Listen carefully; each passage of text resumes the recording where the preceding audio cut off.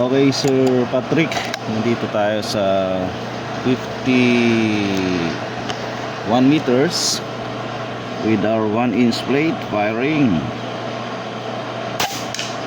Yan, Astro po gamit natin, sir. Unresized, unsorted, pero okay naman, patama. Maganda yung grip mismo sa 50 meters. Ayan, sir.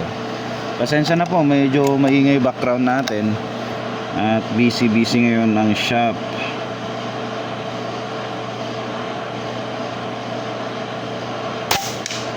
Okay, napaka solid, sir.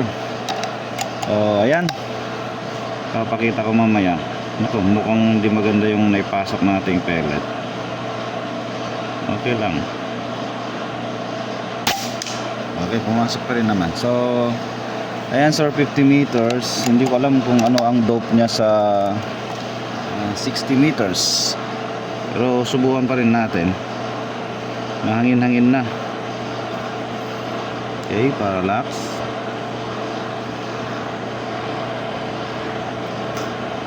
Subukan natin dito. Uy, mahangin dito. Okay, hit.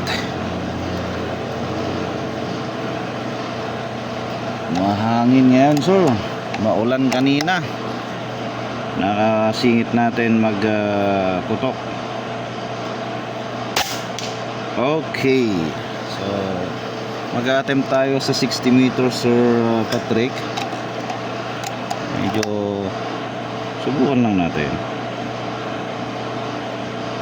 Okay, sana yung 60. Okay natin dito. Okay, firing. Hit naman. So yan, 1 inch po yan, Sir Patrick, sa 60 meters. Again, pasensya po sa background. Anyway, okay na yan. Pag natatama natin yung mga ganyang kaliit sa distance ng mga ganyan, sigurado na tayo. Gagawa na lang ako ng data of pass engagement mo sa iyong scoop, sir. Pakita ko lang po yung inyong laruan. Okay, ayan yung inyong Taurus. Good to go na. Pasensya na, sir, at maingay po yung kasama natin dun.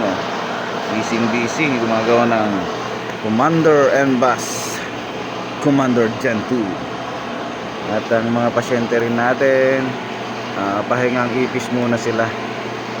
No, brother? Isang maligalig na iyaw. So okay na. Thank you, Sir Patrick, for trusting and Bass. And message na lang po tayo. Thank you.